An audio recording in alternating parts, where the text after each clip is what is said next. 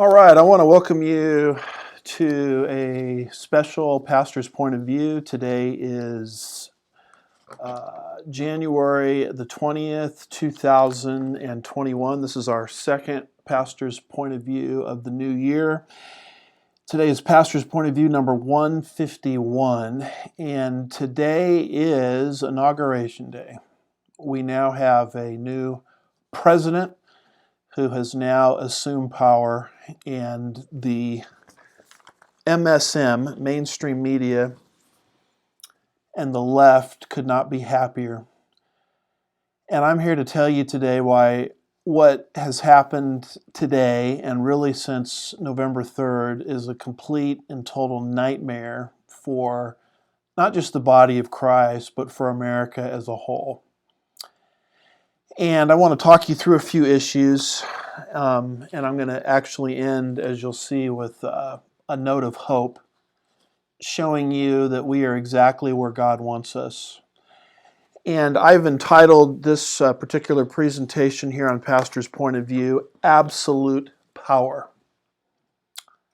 Absolute Power. So here is kind of an outline that we're going to briefly walk our way through this afternoon. It's got 5 parts to it, and you can see that it ends in a note of hope. But let's start off with some biblical warnings, even before we get into our subject matter. You don't have to get far into the Bible to see warnings about power, and here I'm speaking of political power, being consolidated into one person's hands. We know that the Bible has a very pessimistic view of human nature. Genesis chapter 8, verse 21, God could not be clearer when he says in the post-flood era, the intent of man's heart is evil from his youth. This is what we call the total depravity of man. And if you believe that's true, I believe it's true because it's in the Bible, and it's, by the way, why we all need a Savior, because we have an imperfectible, corrupted human nature. And if you believe that's true, then that shapes your political philosophy, because you don't want a situation where power is consolidated into one person's hands, because he or she will most likely abuse that position of power and will use it to usher in tyranny. And that's why Genesis chapter 8, verse 21 is followed by the famous or infamous Tower of Babel story recorded just a few chapters later in Genesis 11, verse 6. This was man's first power grab in human history, where all of political power was being consolidated into one person's hands, the person of Nimrod. And you know the story, how God confounded the language, prevented the builders from cooperating with each other, and political power was dispersed. Why is that? Because in Genesis chapter 11, verse 6, God says, "Now nothing which they purpose to do will be impossible for them."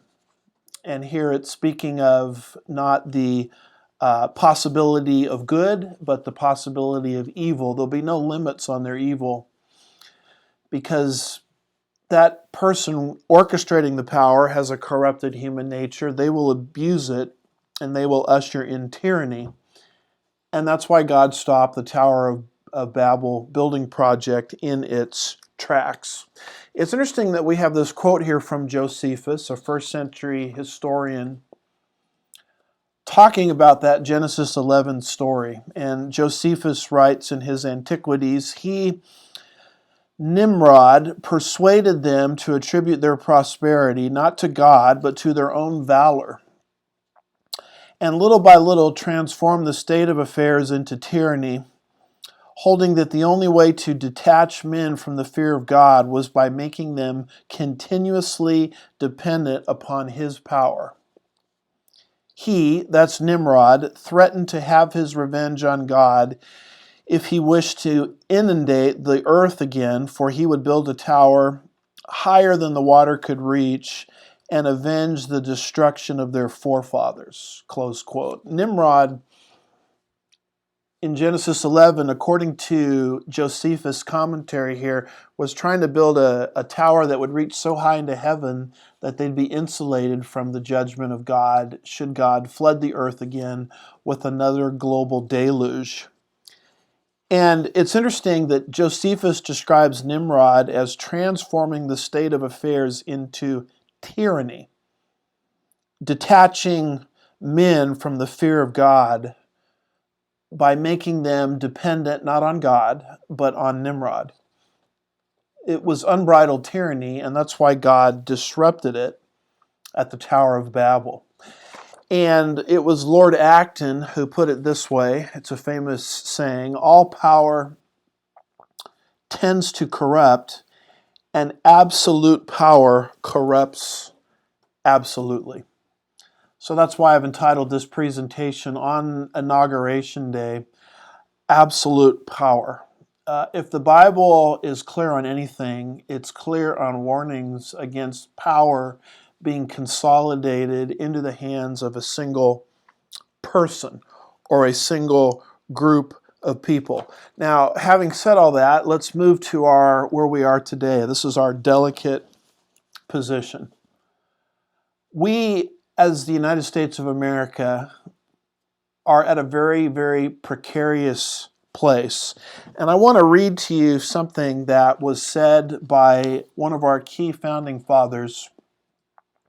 His name was Daniel Webster, and he made this statement in a work that you can find on booksgoogle.com. The title of this work was The Newly Discovered 4th of July Oration, something that Daniel Webster, at the age of 20, who was serving as the headmaster of the Fryeburg Academy in Fryeburg, Maine, delivered a 4th of July oration in 1802. So our Constitution at this time was just a little over a decade old. And he made this statement that to me just jumps off the page and explains where we are today in the year 2021.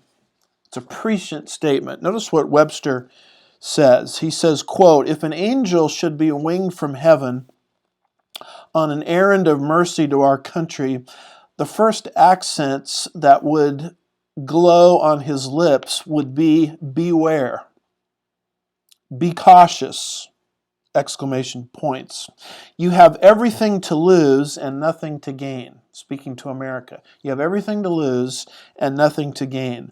We live under the only government that ever existed, which has been framed by the unrestrained and deliberate consultations of the people.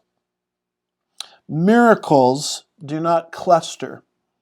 That which has happened but once in 6,000 years cannot be expected to happen often. Now let me interrupt myself for a minute.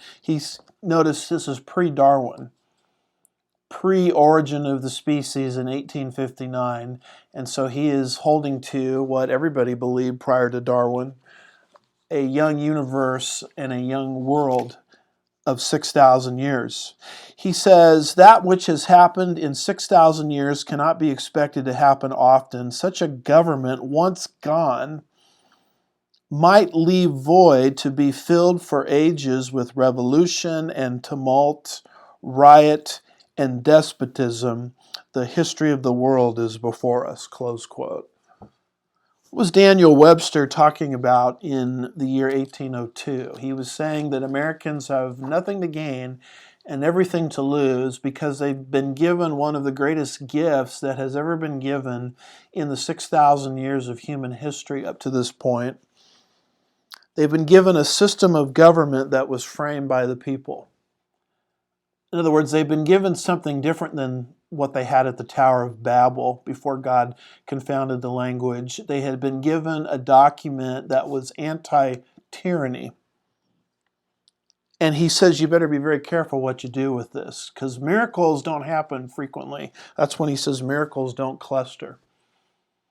I mean, you can't expect a document like this to just materialize overnight once it's gone. And once it's gone, what will fill the void will be perpetual tyranny, revolution, and despotism. And that really is a quote that just jumps off the page and explains what is happening as I speak. Because what is happening is this tremendous gift that we've been given is on the precipice, if not hasn't already gone over the cliff. Notice what James Dobson says, and he's summarized here in a WorldNet Daily article by Bob Unruh, January 3rd, 2020. James Dobson, the founder of the Dobson Family Institute and the host of Family Talk radio programs, several times has expressed concern over a Joe Biden presidency. He described Biden's declared support of transgender surgery for children as lunacy, and he warned that the promises made by the Biden camp should disturb every conservative Christian. For example, Biden has told us emphatically that he will bring an open season on the unborn child.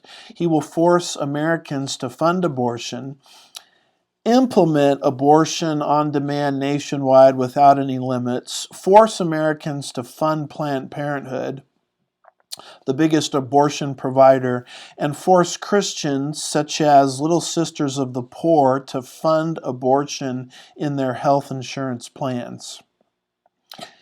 He said directly, quoting Dobson, Biden's regime will also usher in other forms of moral depravity, close quote. Now, in his January newsletter, the Christian leader, that is Dobson, who has advised multiple presidents, written 71 books, and has radio broadcasts on more than 1,300 outlets, has another stark warning.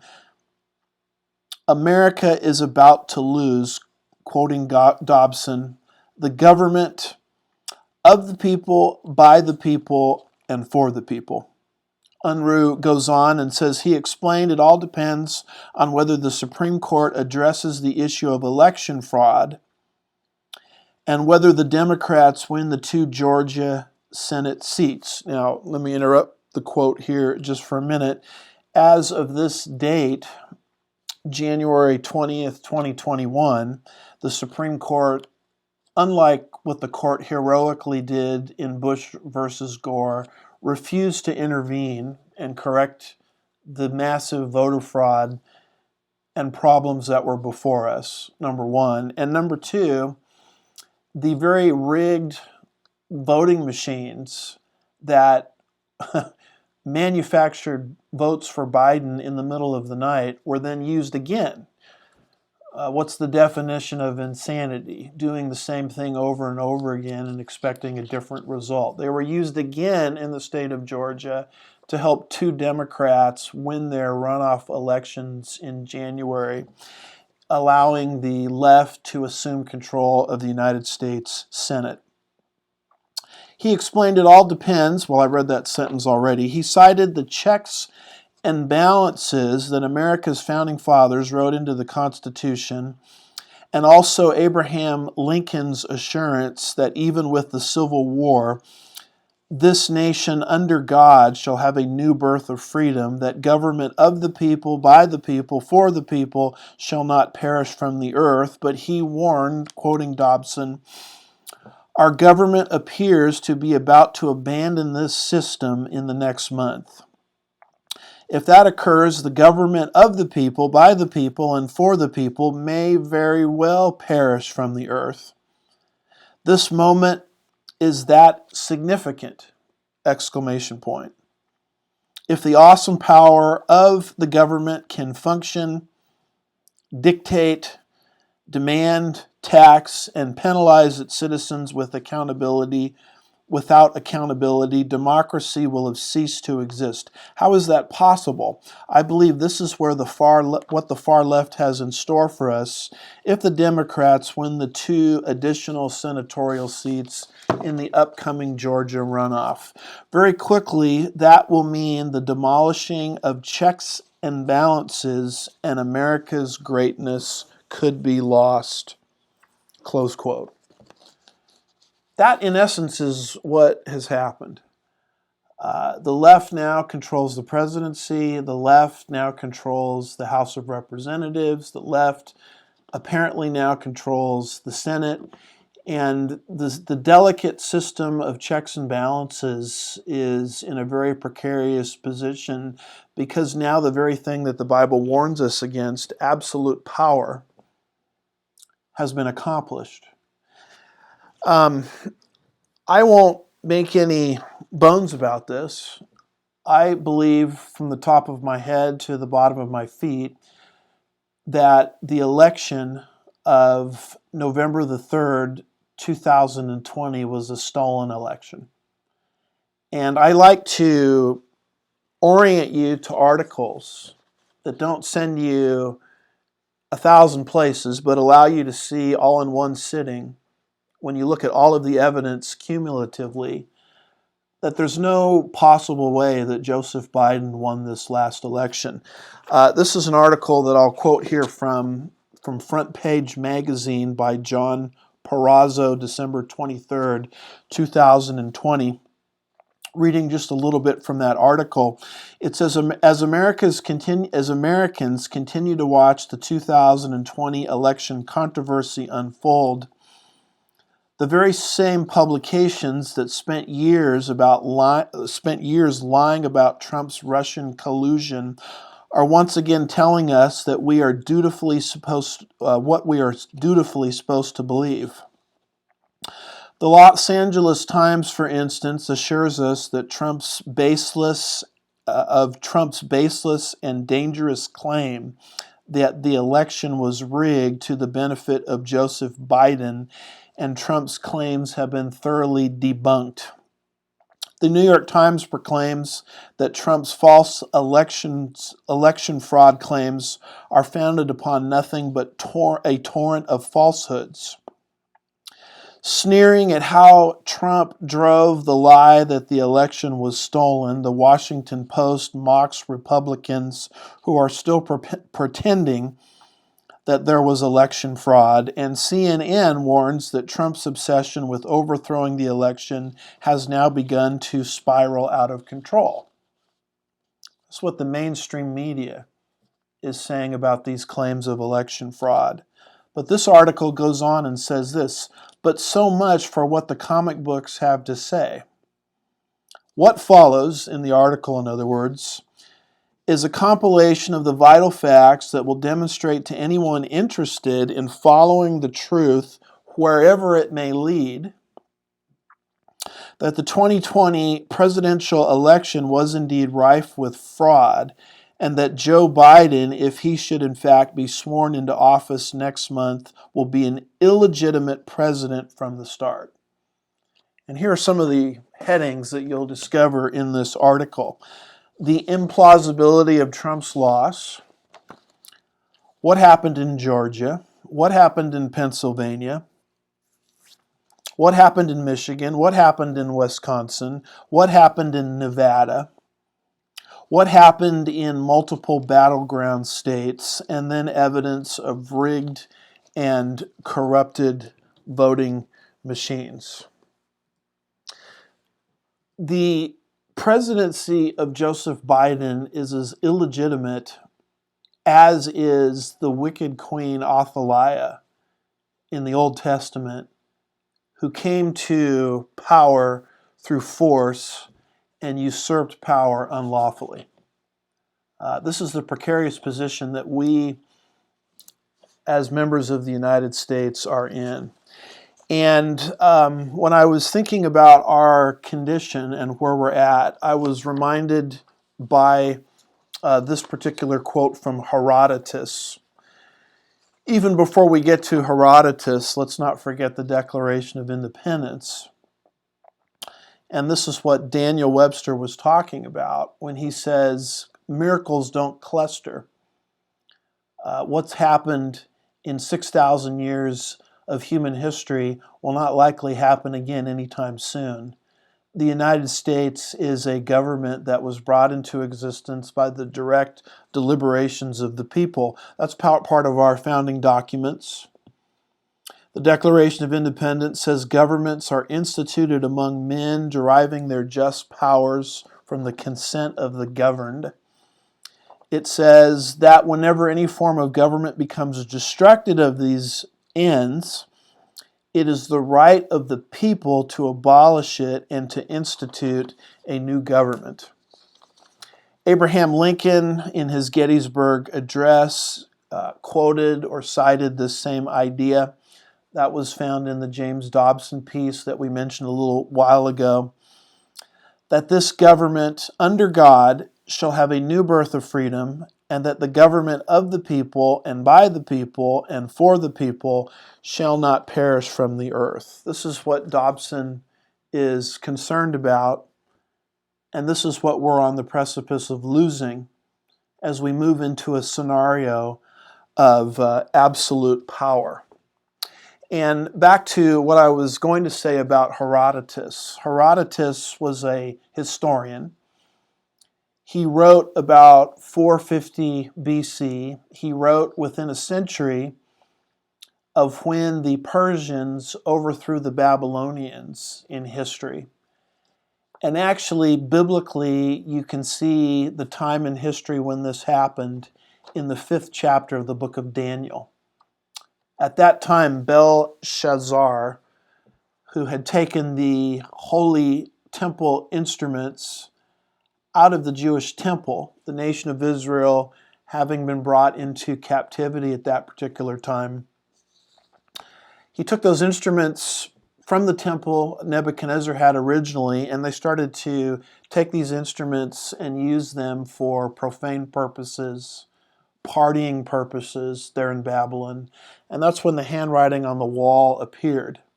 And Herodotus describes what was happening as that chapter was unfolding.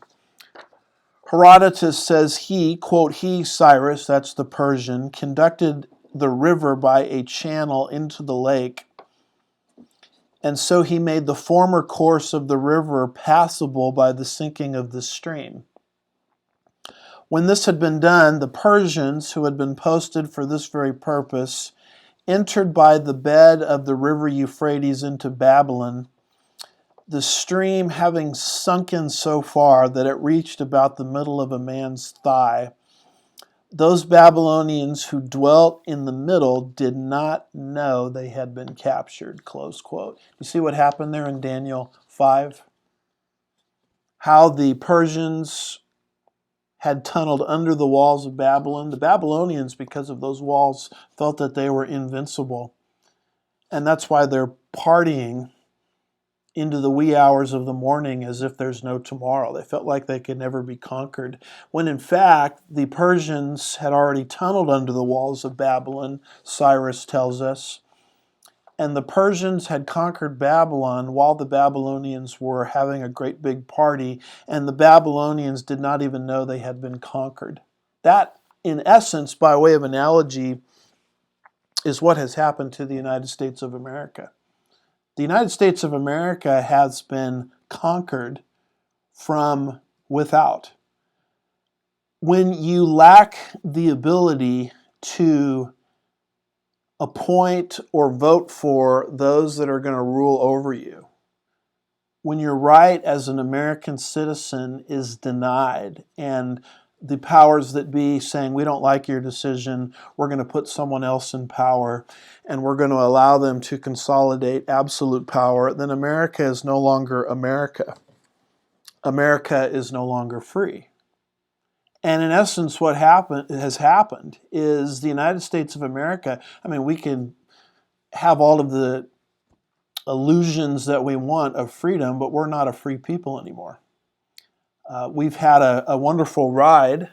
Our constitutional system has been around for, 234 years, and it died.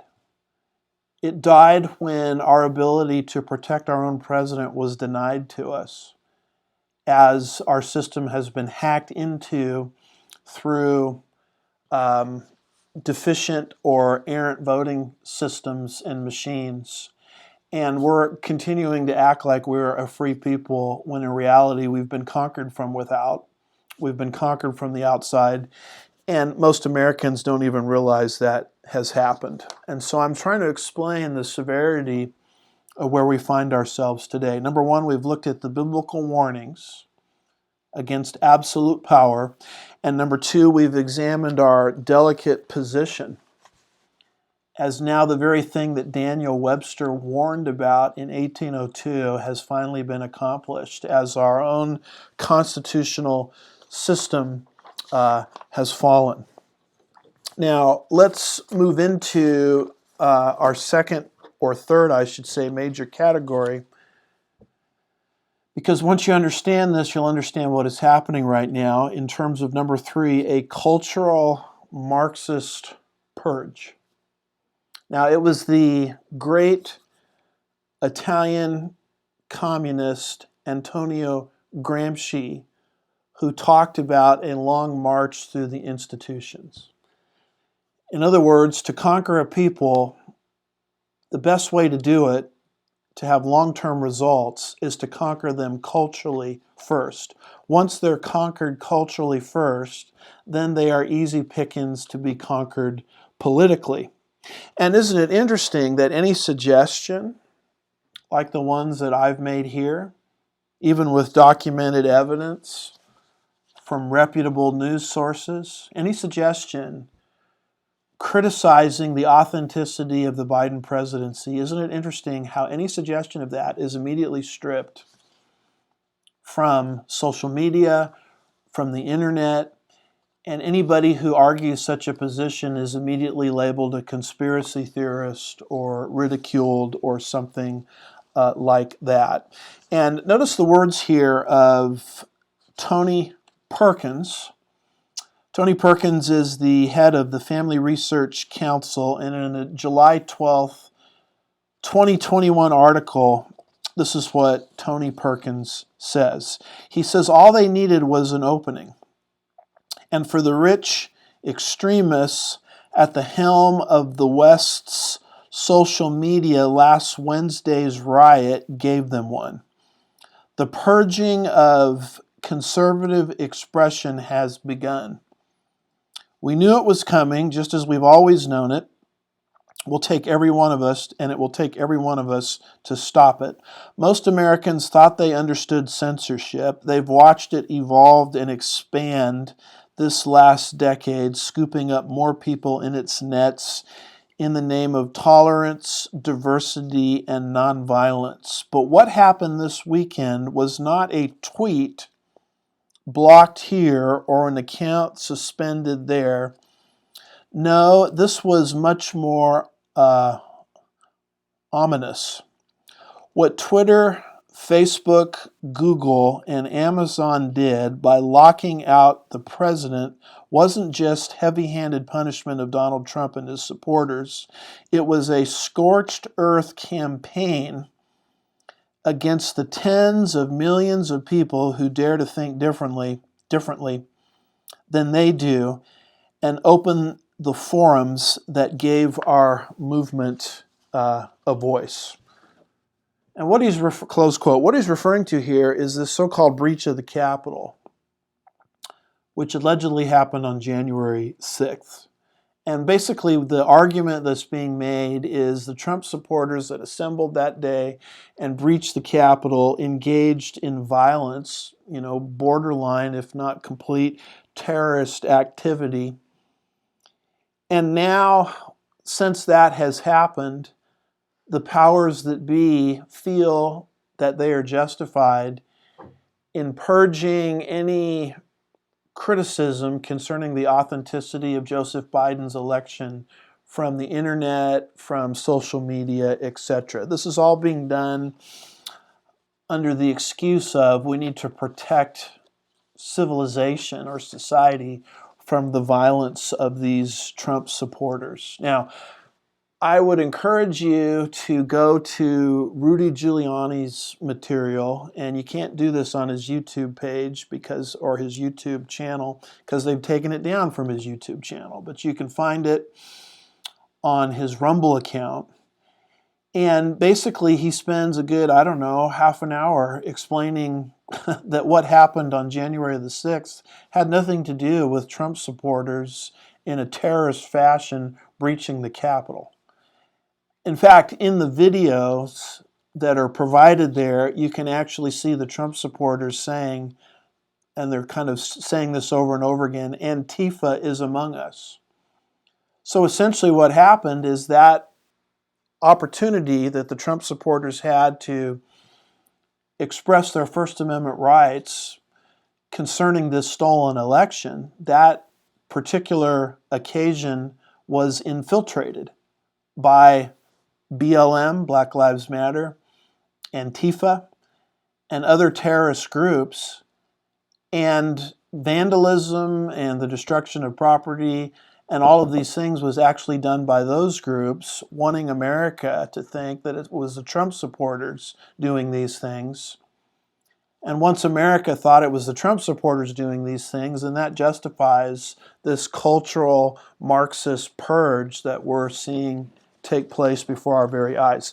Let me put it this way. What happened on January the 6th was America's Reichstag moment.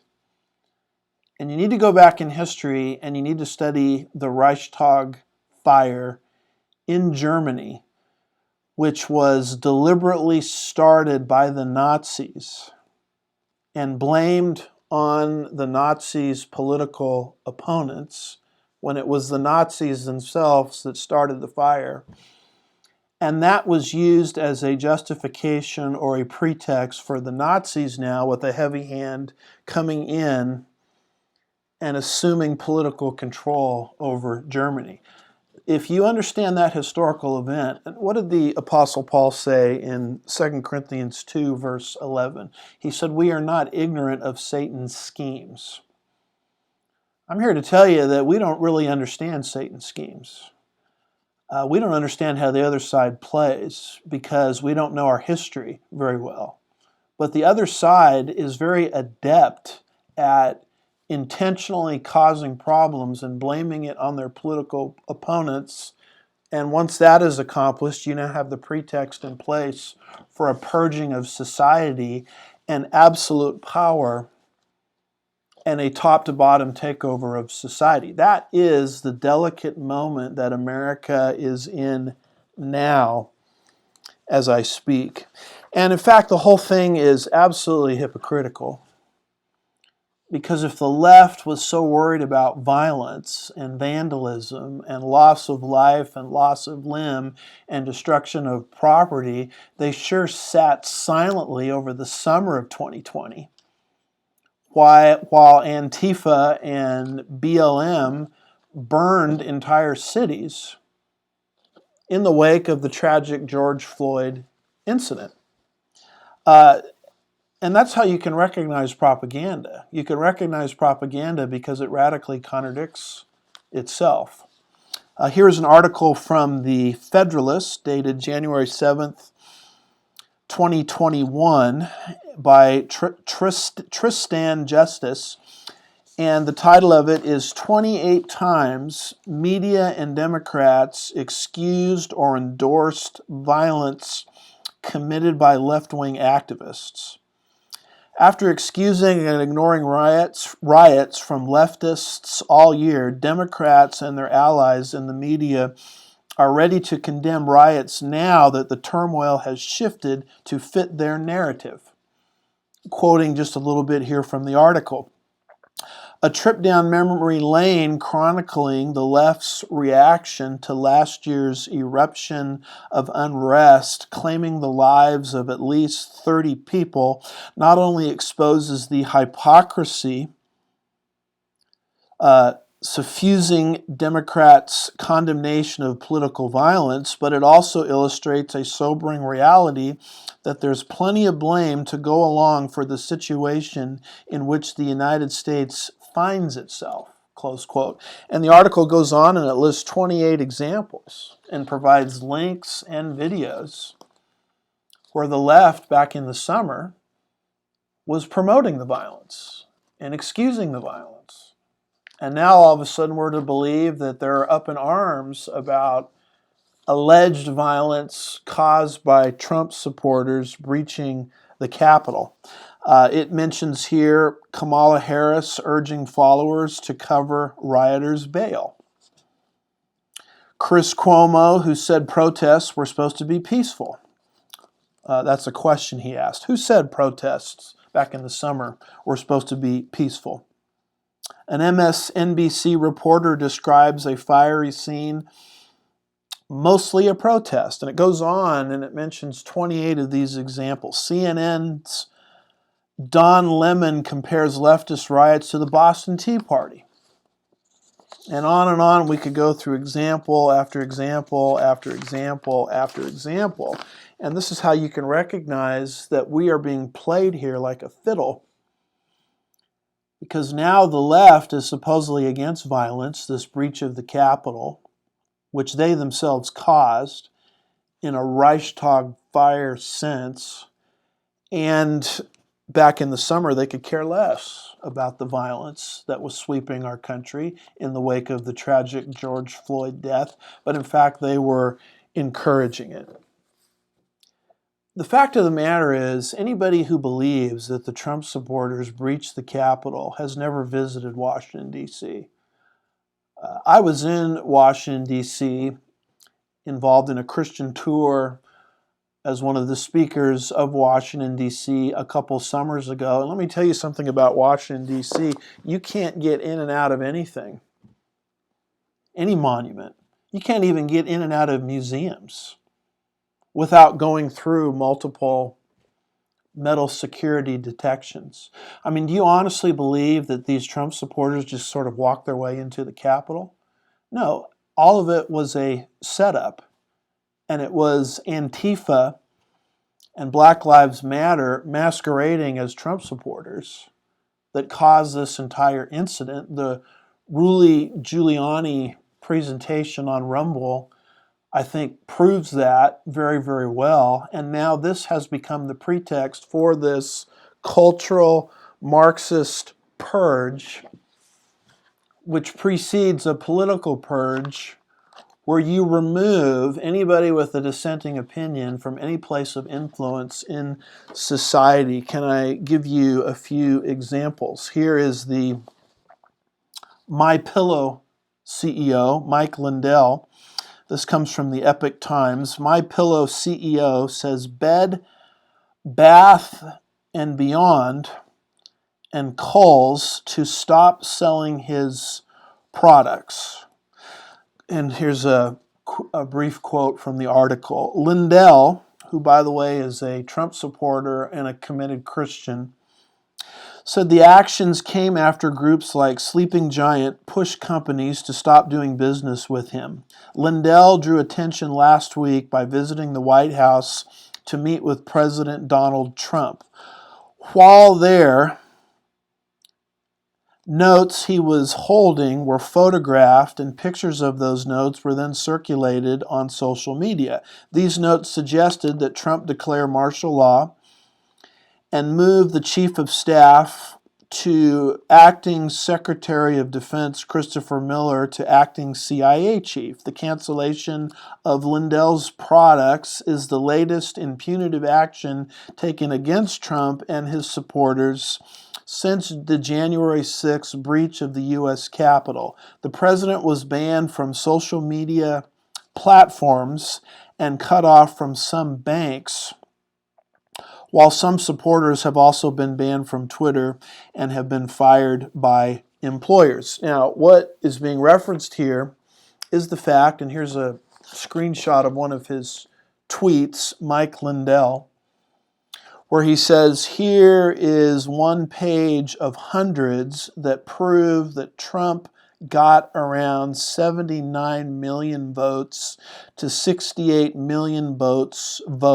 for Biden. Everyone should want the truth. And he's talking here about a report compiled by Alan Jones and Mary Fanning, and you can find this numerical report that we have a screenshot here of in Mike Lindell's tweet. You can find this on a website called The American Report, and it basically documents electronically when foreign powers electronically tapped into our election to steal the votes away from Trump and give them to Biden.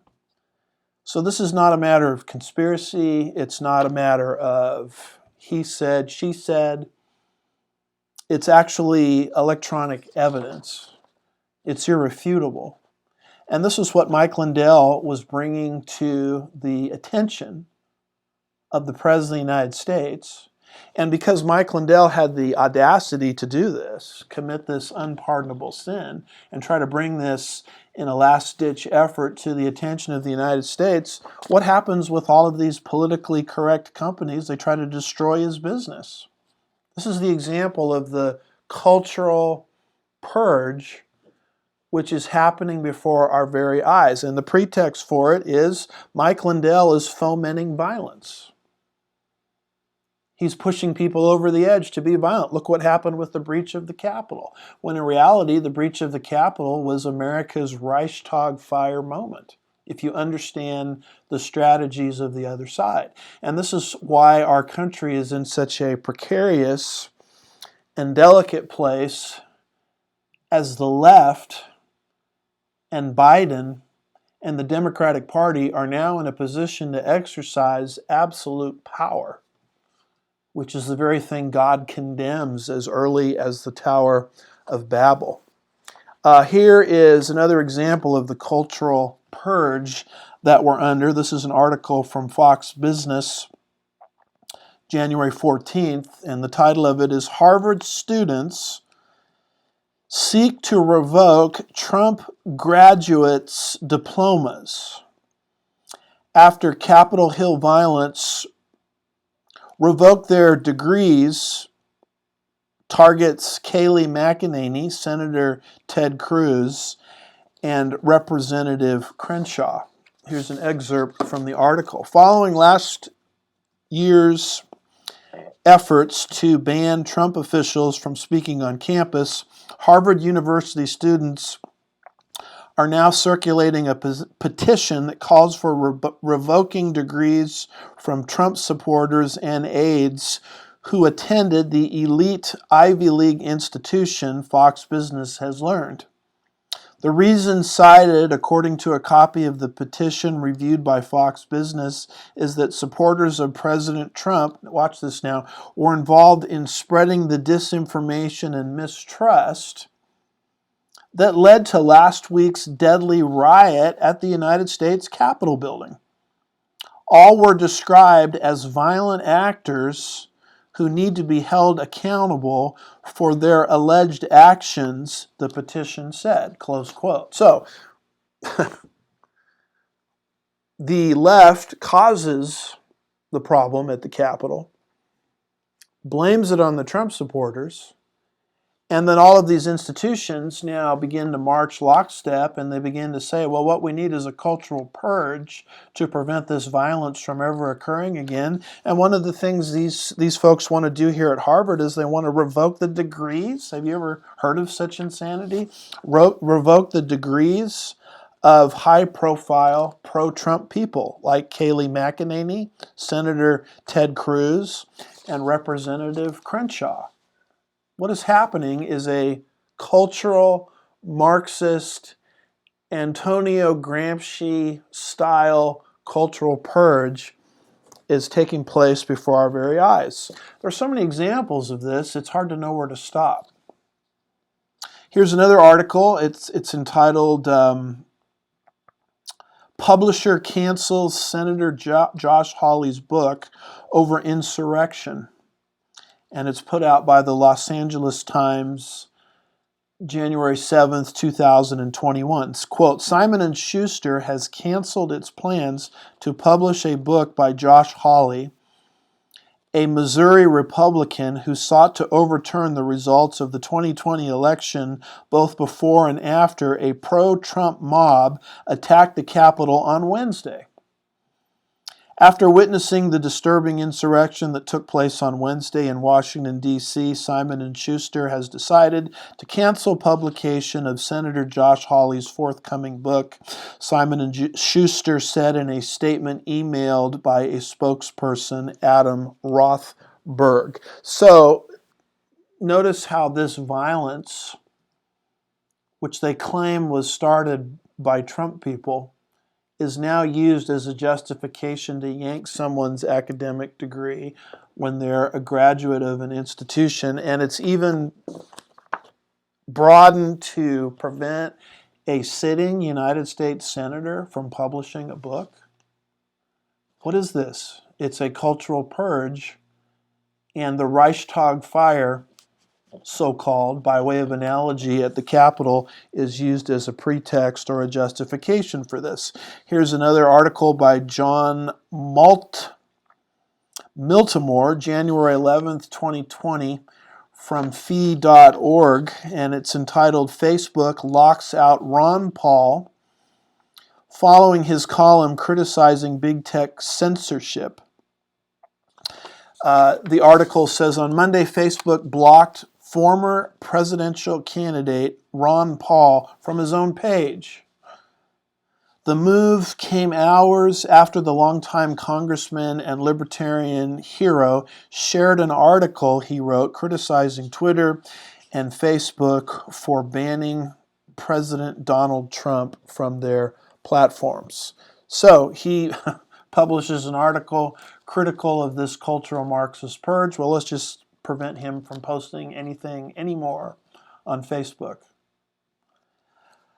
As you all know, the President of the United States, Donald J. Trump, his Twitter account was silenced as well.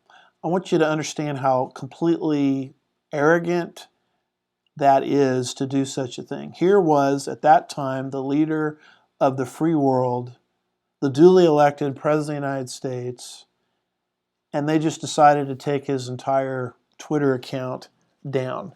That is a cultural Marxist purge that we are in the middle of. By the way, they left up, did you know, the account of the Ayatollah. They left up the account at Twitter of the CCP, the Chinese Communist Party.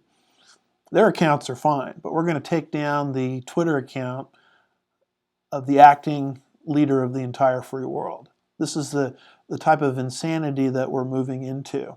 These tech giants are doing this because technology has allowed them to do it. And they are leading us, the United States, into a cultural Marxist purge of so much significance. I'm sure that Antonio Gramsci himself, if he could see what's happening, would be applauding. I like this article here from Elon Musk,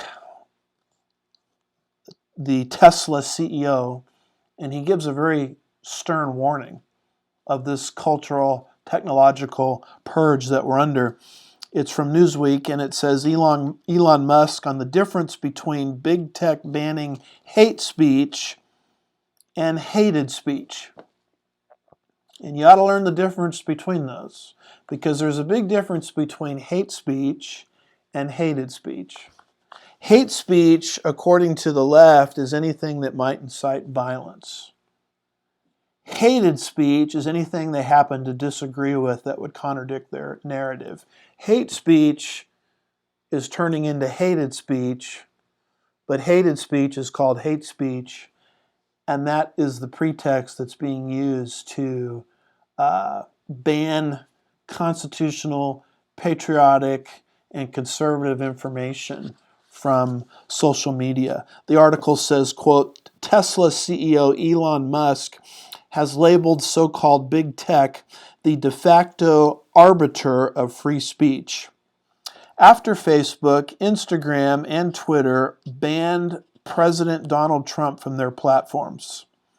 Commenting on a satirical article about Trump's social media ban following the U.S. Capitol riots, Musk tweeted, A lot of people are going to be super unhappy with the West Coast high tech as the de facto arbiter of free speech. He also replied to a tweet posted by a Tesla fan account reading, quote, West Coast high tech has to make the distinction between banning hate speech and banning speech it hates, close quote. So because of America's Reichstag moment, under the guise of we've got to prevent the formation of violence. We're going to ban hate speech, and really what hate speech is hated speech. Anything that contradicts the statist, Marxist, big government narrative, which has now allowed the left to assume over the United States of America, not just politically, but in this realm of social media, absolute power. That's what we're under today. Absolute power. One of the troubling things about all of this is the calls on the part of the left to, quote, deprogram, close quote, the Trump supporters. There has been person after person after person using this language in public of deprogramming. Here is another article from foxnews.com, January 18th, 2020. The title of it is Liberal Media and Big Tech Increase Calls to Deprogram, Deplatform Trump Supporters. We've already talked about deplatforming, but what is this business of deprogramming? Liberal journalists, from the article, liberal journalists and social media voices have stepped up their calls to deprogram, deplatform, or outright threaten right-leaning voices in the aftermath of the deadly Capitol riot earlier this month, close quote. Notice how the violence at the Capitol, which really is not the fault of the Trump supporters at all, is again used as a pretext, not just for deplatforming, but for deprogramming. Continuing on with the article, during an appearance Friday on Real Time with Bill Maher, former CBS News anchor Katie Couric ripped the Republicans in Congress who voted against impeaching President Trump over a charge of inciting rioters on January 6th. And Katie Couric is quoted as follows: "The question is, how are we going to really almost deprogram these people who have signed up for the cult of Trump?" Couric said. Her language mirrored that of Washington Post columnist Eugene Robinson. Now let me stop for a minute. Eugene Robinson of the Washington Post, we've covered on previous pastors' point of view.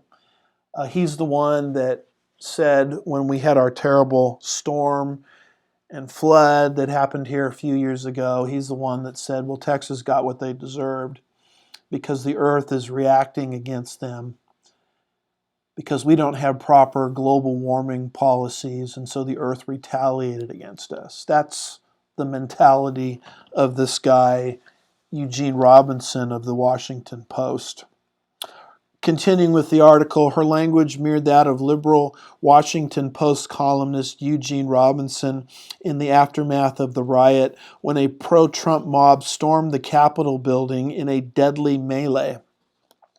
Robinson said last week on MSNBC, quoting Robinson, "There are millions of Americans, almost all white." Now let me stop here. You have to understand that the Trump supporters are not almost all white.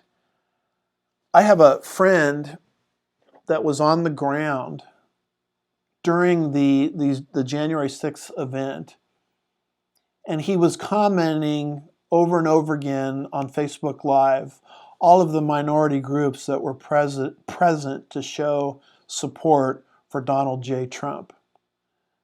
Hispanics for Trump, Asians for Trump, blacks for Trump.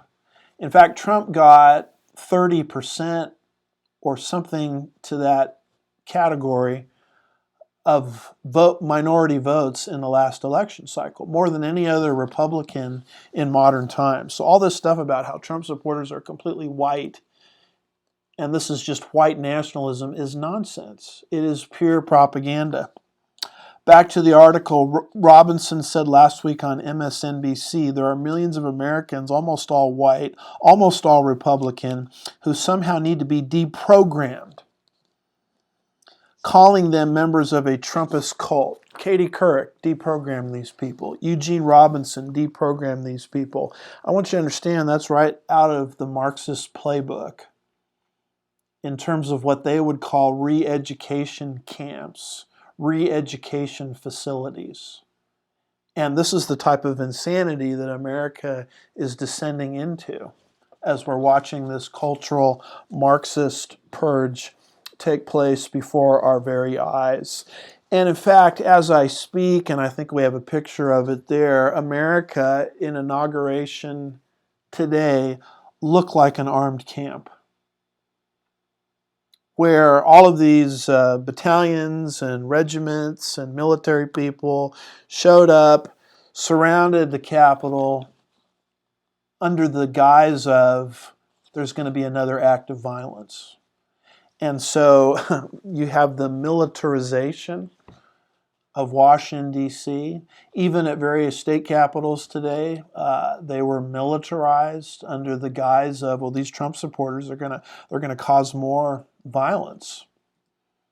The fact of the matter is these people, they can't wait for some Trump supporter to cause violence. Because if that would happen, and they could prove it, that would give them further pretext for this total cultural purge that we're watching materialize before our very eyes.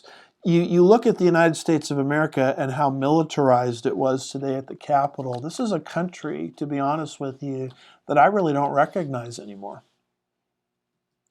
Because the warnings of Daniel Webster from 1802 about how you've got nothing to gain and everything to lose, those warnings are materializing before our very eyes. So let's move in here to our fourth area, because the cultural purge doesn't stop with the culture. It leads ultimately to a political and legal purge. And let me quote here from another Fox News article by Ambassador Nikki Haley I think this was an opinion piece, January 18th, 2021, and this is what she writes, quote, "For the next 2 years, Democrats will control the presidency, the U.S. Senate, and the House of Representatives." Now, absolute power, in other words. She goes on and says, but this is not the Democrat Party of old. This is the furthest left Democrat Party in history. That's a sobering reality that should concern every American. What does it mean for our country? Much of today's Democratic Party has an agenda that undermines America's guiding principles.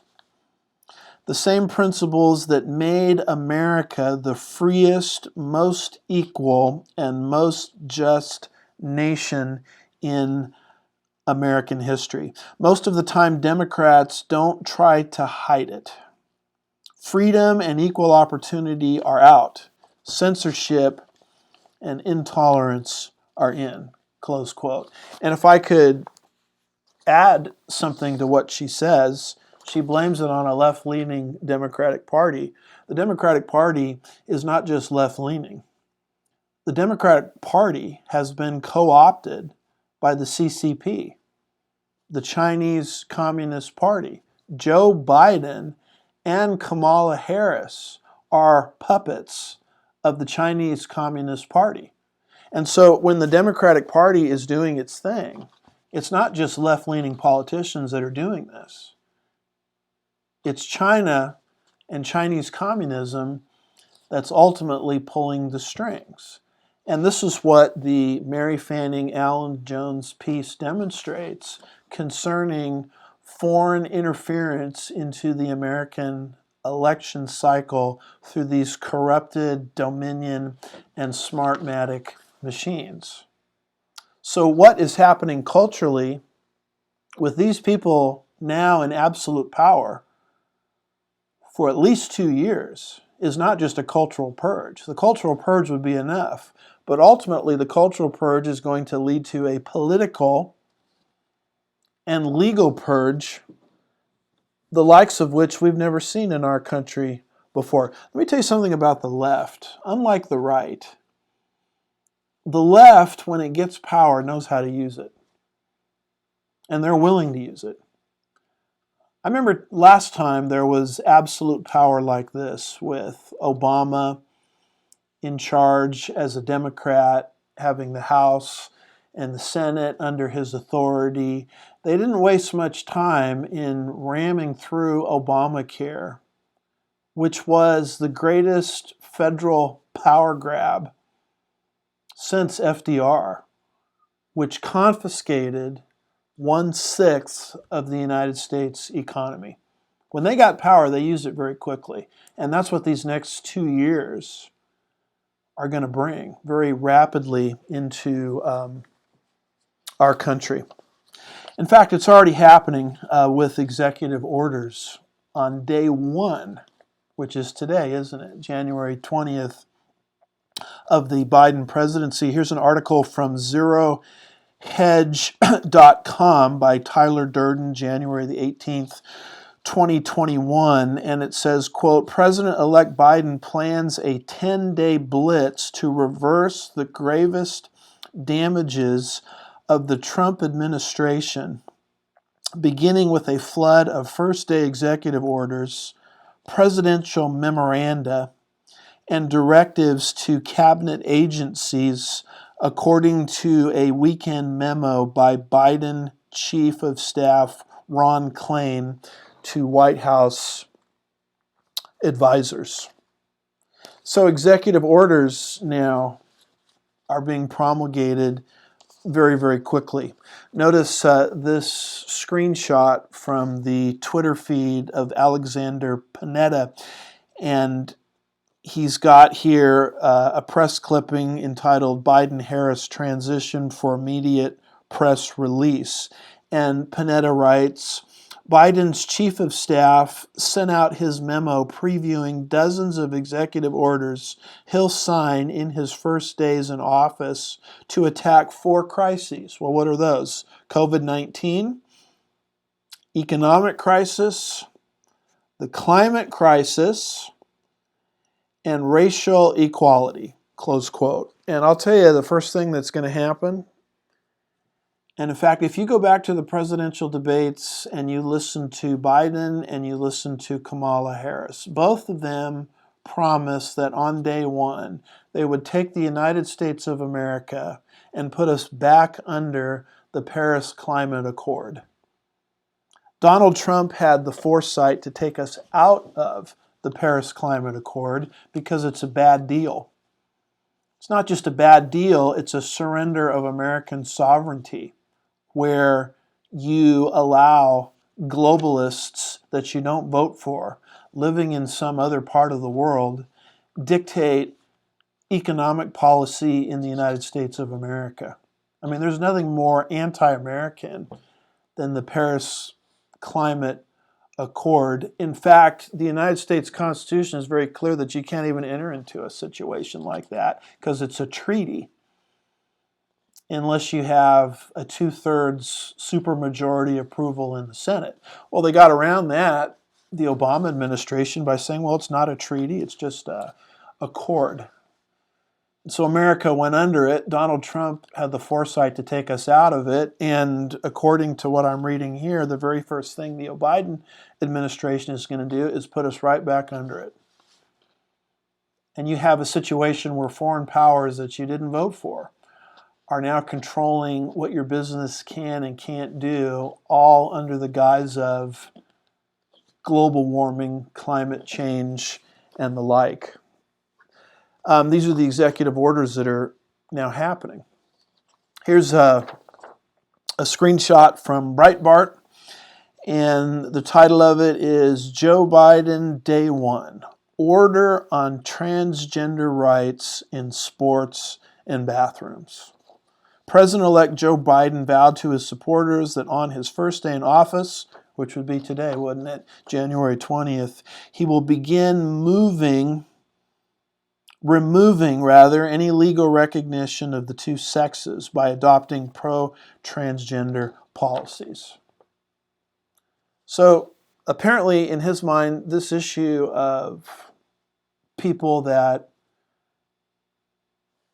at one time thought they were men but now are women, barring them from participating in female sports. Apparently, according to Biden and the left, this issue is so important that we need to remove that barrier on day one. I mean, what is descending on the United States of America is absolute moral insanity. It's what Dobson was warning about in what I cited just a little earlier, where you have a situation in a public bathroom where in the women's room you have your mom or your grandmother or your sister or your daughter, and now a man can walk in and use that bathroom who at one time thought he was a man but now thinks he's a woman. Those are the type of executive orders that are going to start happening on day one. See, the cultural purge is bad enough, but now it's moving into the realm of a legal situation and a political situation. By the way, what is their ultimate target? It's Christianity. It's Christianity in the Bible that they're against. That's why I am speaking out concerning this issue, because I'm a pastor, I'm a preacher, I'm a teacher, and my ability to communicate biblical truth is now being jeopardized and threatened. Notice this particular article from the Illinois Review. The title of it is Illinois Congressmember Signs On to an Effort to Remove Christian Influence from American Culture. Oh, I thought they were just against violence. Apparently not. The alleged violence is a pretext for what's happening, but their ultimate target is the Word of God, Christianity itself. You'll notice this particular article says, quote, the name of a congressional member that represents Illinois' 6th CD, which includes what was once known as America's Center of American Christian Evangelism, Wheaton College, where the late evangelist Billy Graham attended, is included among a group demanding President Joe Biden and VP Harris remove Christian influence from the nation's culture. The document calls on Biden to make the following changes, and here they are.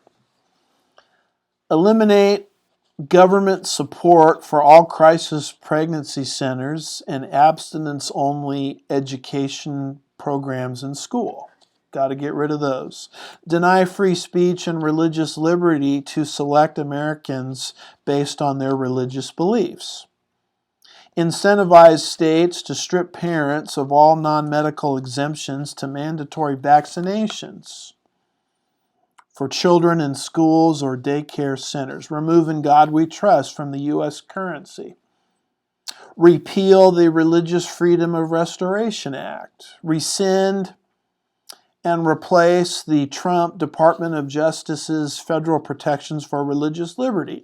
Appoint an attorney general who will support governors whose emergency COVID-19 executive orders restrict gatherings at houses of worship. Reverse the Trump administration's policies that have allowed faith-based government-funded contractors to provide adoption and foster care services, and work with Congress to pass the Every Child Deserves a Family Act. Fully and robustly fund comprehensive sex education, which to the leftists means encouraging elementary and middle school age children to declare themselves one of dozens of made-up non-biological gender identities and learn how to engage in various acts, various deviant forms of sex. Work with governors to educate and combat Project Blitz and encourage the introduction of the Do No Harm Act at the state level. And then the article says Project Blitz is a pro-family lobbying group described by the secular Democrats as a coordinated effort by Christian nationalists to inject religion into public education, attack reproductive health care, undermine LGBTQ equality using a distorted definition of religious freedom. Finally, the document tells Biden, quote, "We urge you to avoid invoking the phrase Judeo-Christian values, as it has been weaponized by the religious right to advance an agenda that has the veneer of inclusivity, but actually undermines religious freedom and tolerance and does not represent tens of millions of Americans implicitly excluded from its formulation." Close quote. What is happening? I mean, the document is very naked and transparent in terms of its motivation. These are people that are interested in taking Christianity and essentially either limiting it, marginalizing it, minimizing it, if not illegalizing it. That's the true target here.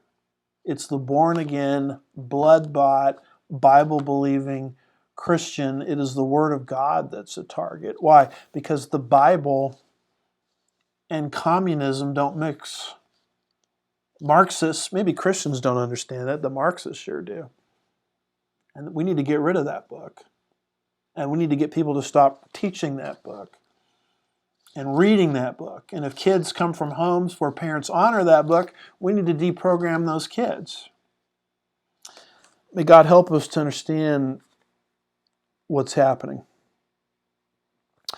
One other quick thing in terms of this political and legal purge that's coming. This comes from the Gateway Pundit.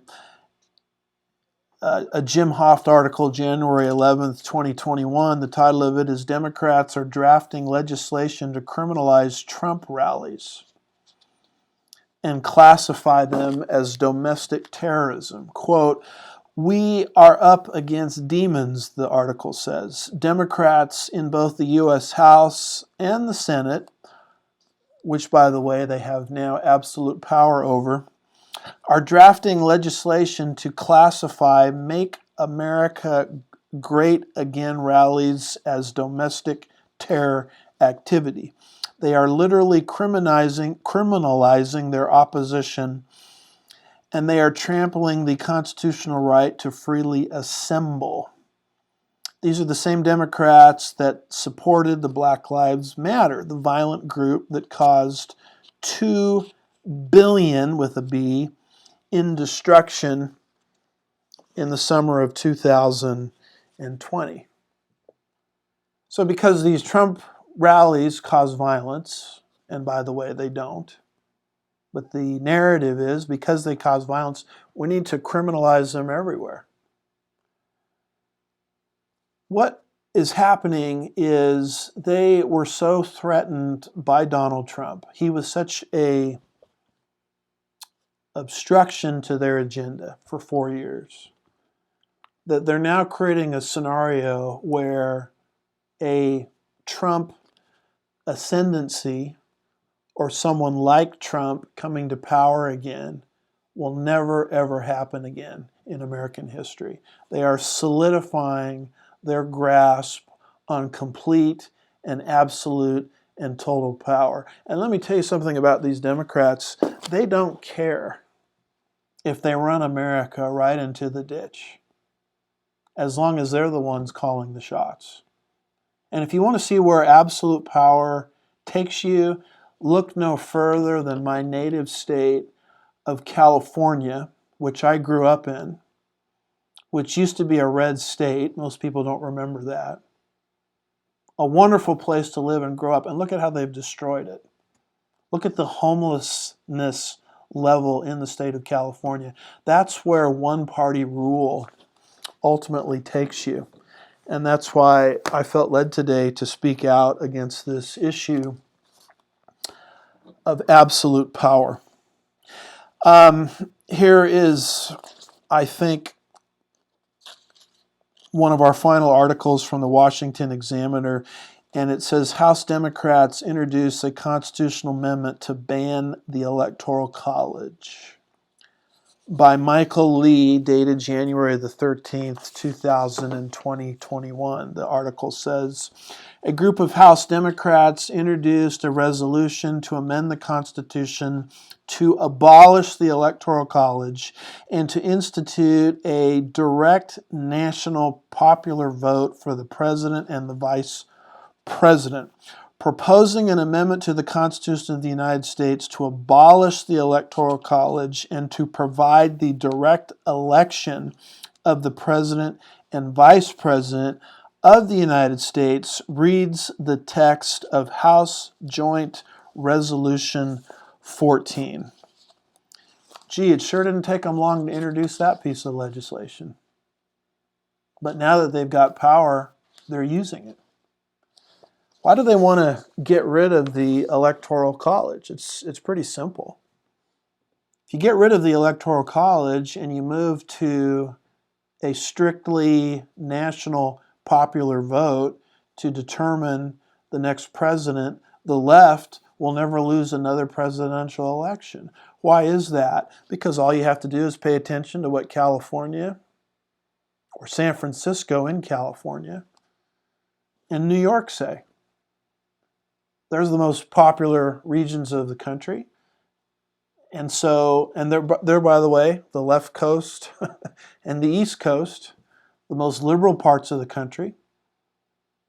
You completely ignore what they call flyover country, everything in between. And now the values of the east coast and the west coast control who's going to become the next president. If they abolish the Electoral College, you'll never again see a presidential candidate in Texas or Idaho or any other area in Middle America, because all you got to do is rack up majorities on the East Coast and the West Coast, and you win the next presidential election. That's why they're targeting the Electoral College. It's not just the Electoral College that they're targeting legally and politically. It's court packing, where you take the existing number of United States Supreme Court justices from 9 to 15, and you appoint liberals into each of those positions. And now you can't have a conservative or constitutional ruling ever again from the United States Supreme Court. It is also taking the District of Columbia and Puerto Rico and changing them into states. Why would they take the District of Columbia and Puerto Rico and make them states? Because those are liberal areas, and we can get 2 more senators from each of those states, 4 more liberal senators, and the left will never lose control of the Senate ever again. This is where absolute power is taking us. And what about the border? Well, let's just take the border and open it up. Here's an article from NPR.org. The title of it is Migrant Caravan.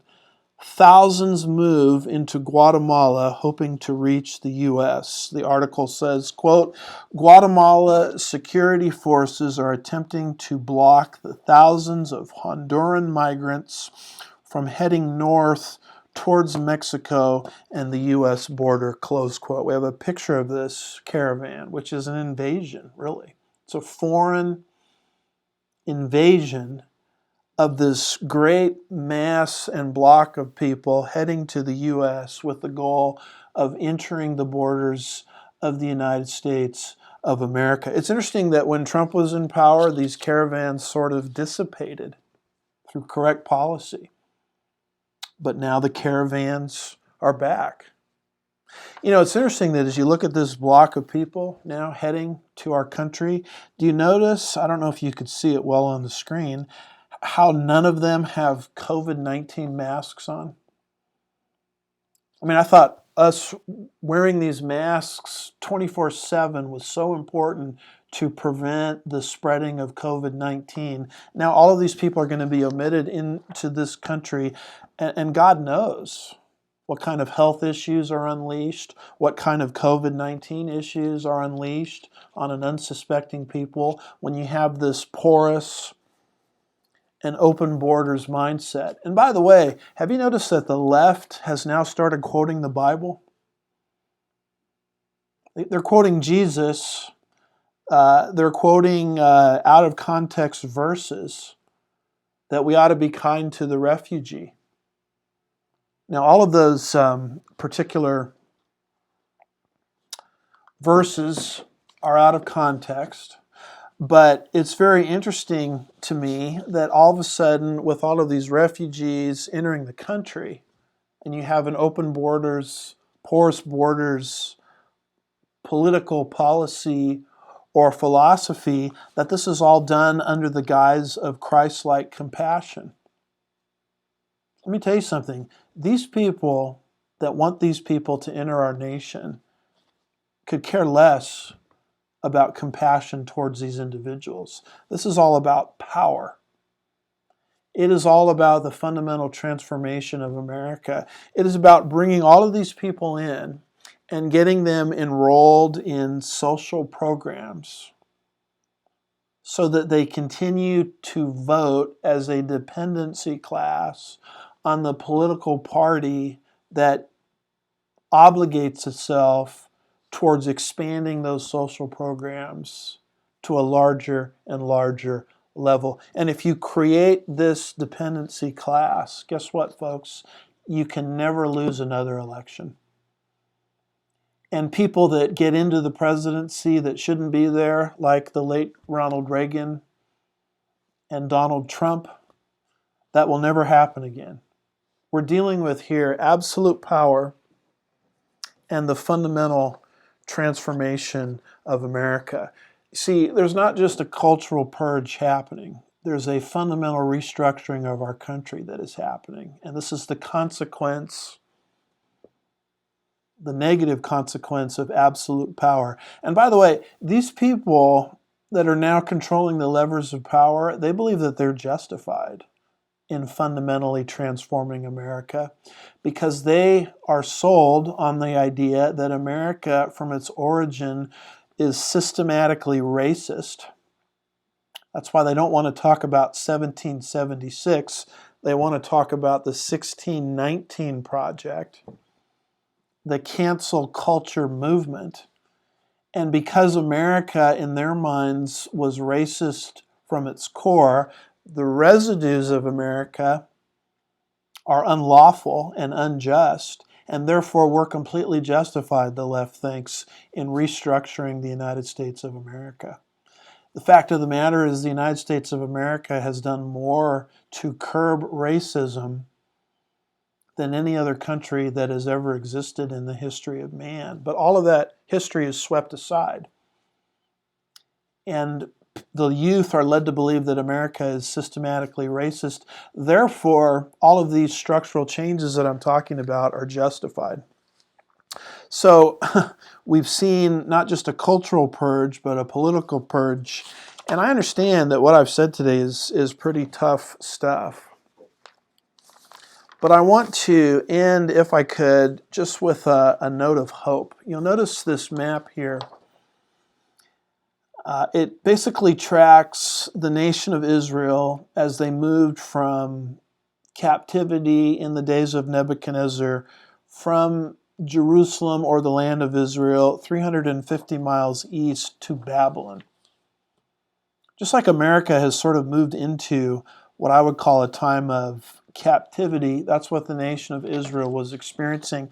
And that in Babylon is where the events of the book of Daniel took place, and also the book of Ezekiel. And as you study the book of Daniel, you know what you discover? God was not limited at all by that captivity. In fact, the book of Daniel is filled with miracle after miracle after miracle that God did. The vision that Daniel saw in his youth, Daniel 2, took place in Babylonian captivity.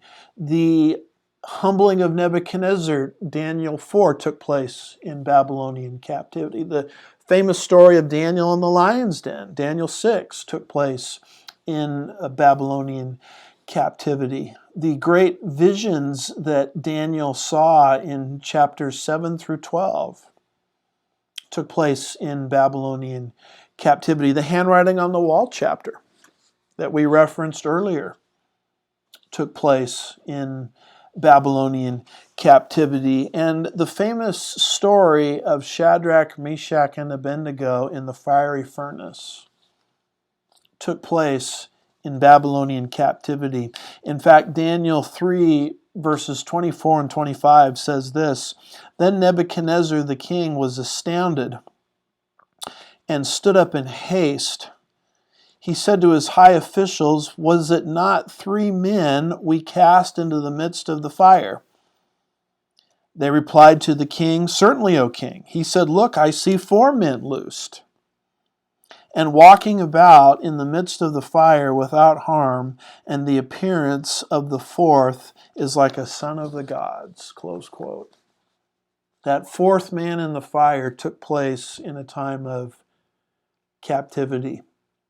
And I believe this, that the situation that America is now under, with the left assuming absolute power, is a tough situation, but you know what? God is not limited by it at all. In fact, this may be the reason why God has allowed it to happen. Because God is the same yesterday, today, and forever.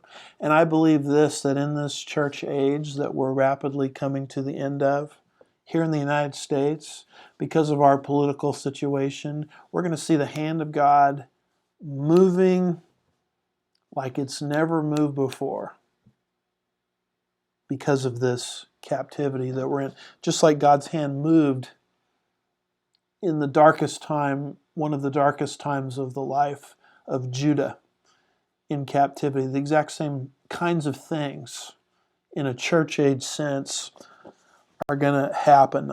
Ezekiel was written during the days of the Babylonian captivity. Ezekiel chapter 10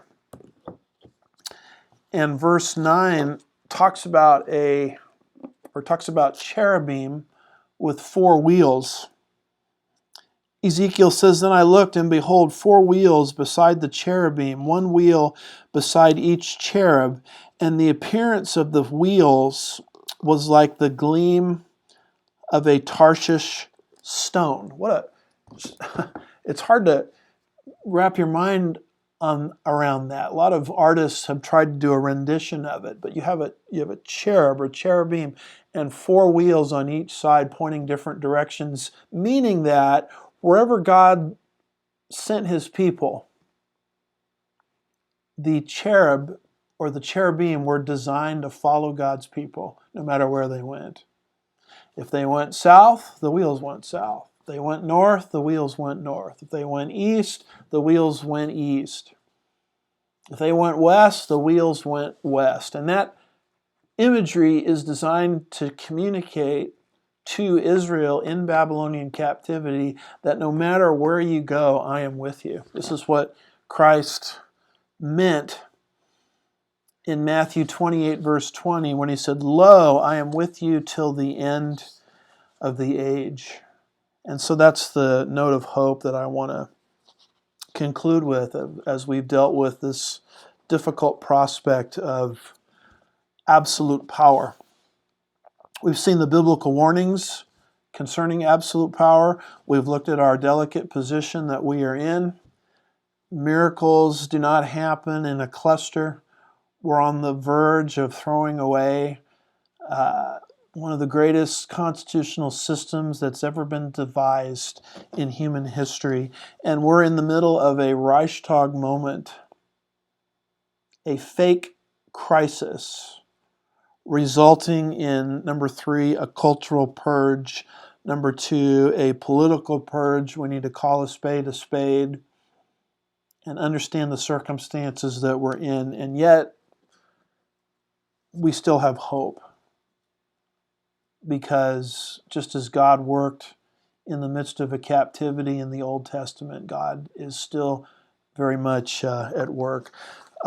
Just by way of signing off, I hope you'll take our message, if you agree with it, on Facebook and share it. Sign up for on my YouTube channel. Just type in Andy Woods, get a free YouTube subscription. If you agree with this message, hit like and share this. That's how we beat the YouTube algorithm. And we believe that our days on those outlets is very much limited. With the click of a mouse, they can deactivate us, particularly when you present information that contradicts the narrative they want everyone to believe, like we've done today. So I would encourage you to find us on MeWe. We're also on Rumble. This presentation eminently is going to be uploaded onto YouTube and Rumble. When you find us on Rumble, just type in Andy Woods Ministries and make sure you have the settings set up under channels. And once you do that, type in Andy Woods Ministries and our Rumble account should come up. So that gives you another place to view our materials here on Pastor's Point of View, should we be deplatformed. And I would really encourage you to go to andywoodsministries.org and sign up for our email blasts. We haven't sent out an email for a while, but we're going to have to rev that up again because if we're deplatformed, I still will have the ability to communicate with you via email. And simply sending me your email address doesn't help. You actually have to go into our website, andywoodsministries.org, click the button, the sign up, and you have to enter your email address yourself. I don't have the ability, or they won't allow me to enter your email for you. You've got to enter it yourself. And so just sending me your email address via email doesn't help. You've got to go to andywoodsministries.org and actually enter your email address on your own. That's all I have for today. We'll be back next week, God willing, with another pastor's point of view. And if you're watching this today on Wednesday afternoon, I would encourage you to stick around this evening and go to the Sugarland Bible Church Facebook page, where tonight at 7 p.m. Central, we're going to continue our verse-by-verse teaching through the book of James. You can also find us on the Sugarland Bible Church website live feed,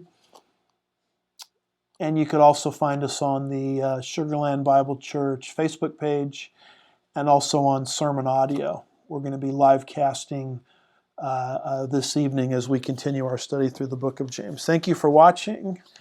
Share this with your friends. We love you and appreciate you and are praying for you. And may the Lord bless you, and may the Lord bless the late, great United States of America. Thank you.